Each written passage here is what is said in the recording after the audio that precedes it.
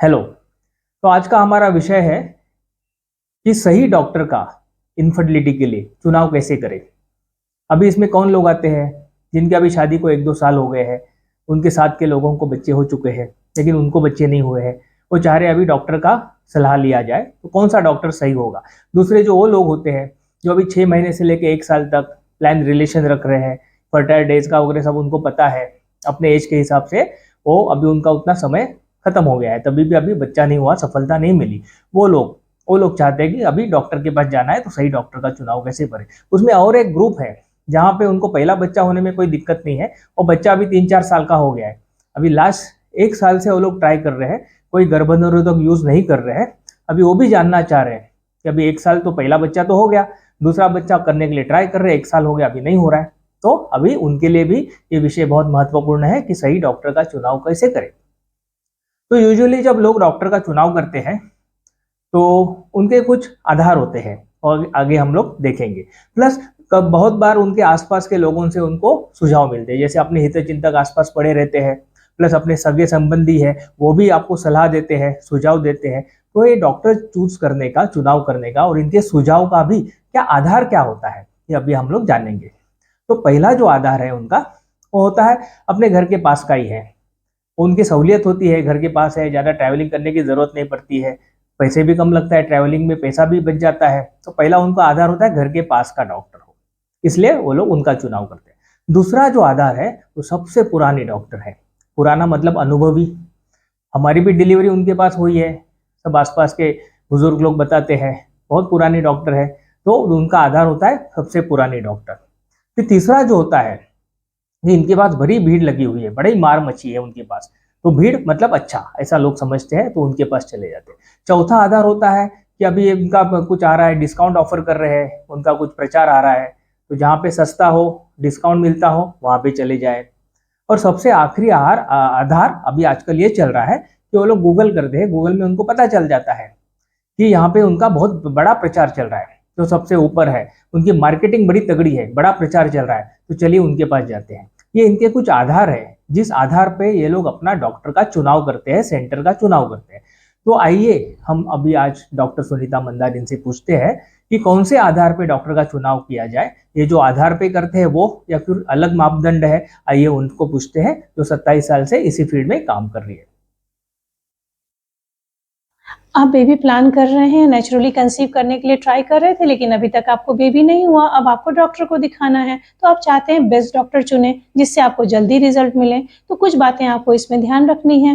वो डॉक्टर कैसे चुनने हैं, तो 5 चीज़ों का इसमें ध्यान रखना बहुत ज़रूरी है। पहली चीज़ आ जाती है क्वालिफ़िकेशन, क्योंकि हर गायनेकोलॉजिस्ट का मतलब है उनके पास बेसिक एमडी, डीजीओ या डीएनबी की डिग्री होनी चाहिए, क्योंकि इन लोगों को पूरी ट्रेनिंग मिलती है बेसिक इनफर्टिलिटी के इन्वेस्टिगेशन और ट्रीटमेंट की।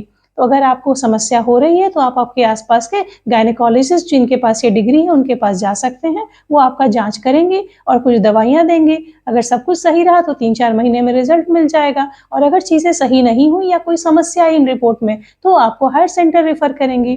अब दूसरी चीज़ आ जाती है उनका फोकस, क्योंकि जो भी गायनेकोलॉजिस्ट हैं वो सारी चीज़ों को डील करती हैं। उनको प्रसूति भी देखना है, उनको एबॉर्शन का भी देखना है, उनको गायनेक की समस्या भी देखनी है, जहाँ बच्चेदानी निकालनी भी पड़ सकती है ये भी देख रही हैं। उसी के साथ में वो इनफर्टिलिटी के लिए भी ट्रीट कर रही हैं। अगर वो बहुत बिजी हैं अपनी रूटीन ऑब्स्टेट्रिक गायनेक की प्रैक्टिस में तो आपको वक्त नहीं दे पाएंगी।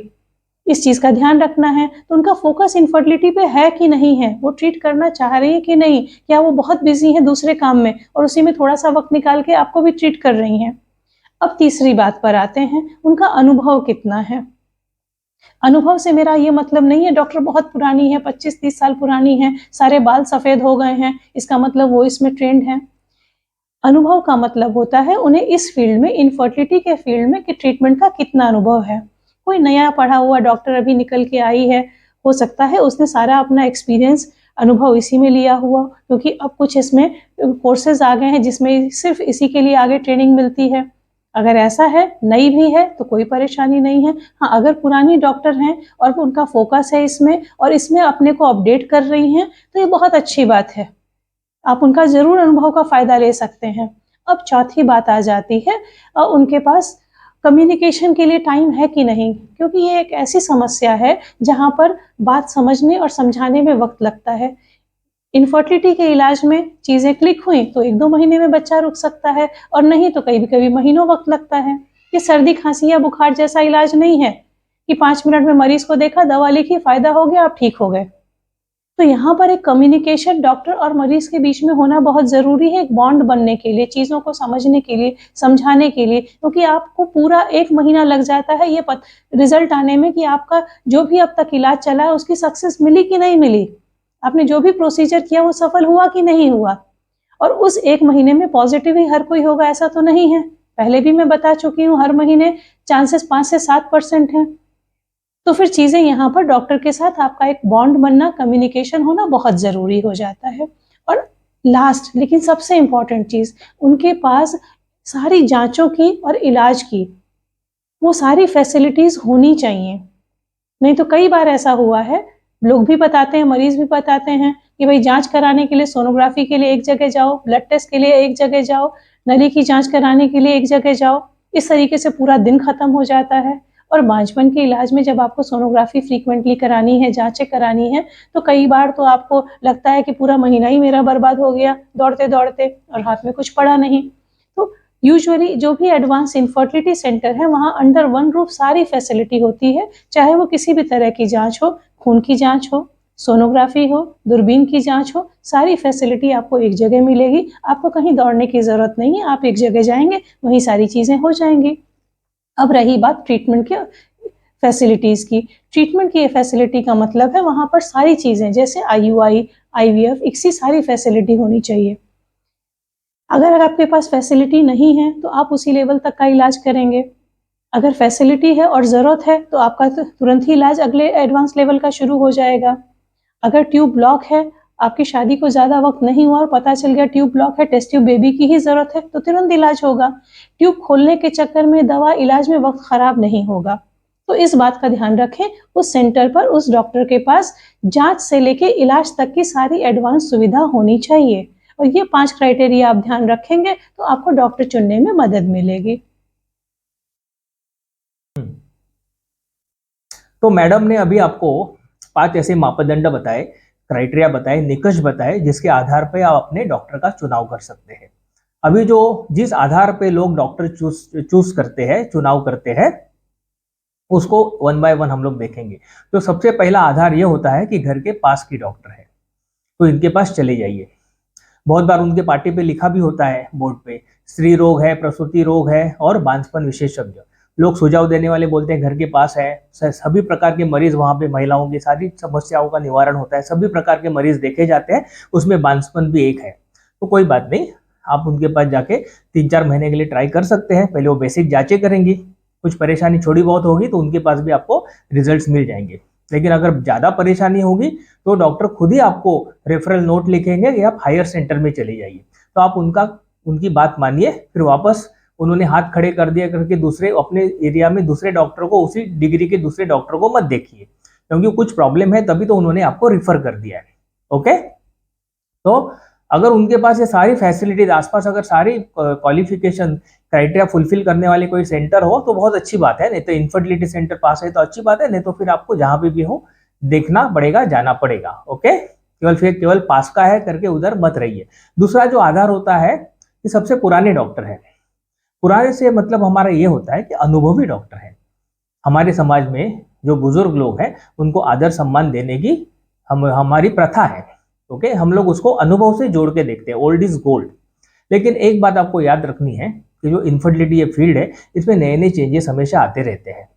तो अगर ये 5 ही क्राइटेरिया और डॉक्टर फुलफिल कर रहे हैं तो बहुत अच्छी बात है, सोने पे सुहागा है। लेकिन उनको एक बात, 3 बातों का आप जरूर ख्याल रखें कि उन्होंने अपना नॉलेज को अपडेट किया है कि नहीं। नई नई चीजें आती रहती है, पहली बात उनका नॉलेज अपडेटेड है कि नहीं। उनको अनुभव होगा, स्त्री रोग, प्रसूति रोग इसमें होगा, लेकिन इनफर्टिलिटी एक एडवांसिंग फील्ड है, यहाँ पे नई नई चीजें आती रहती है। तो नॉलेज अपडेट उनका है कि नहीं देख लीजिए। दूसरा पॉइंट जो है, उनके पास फैसिलिटीज है कि नहीं देख लीजिए।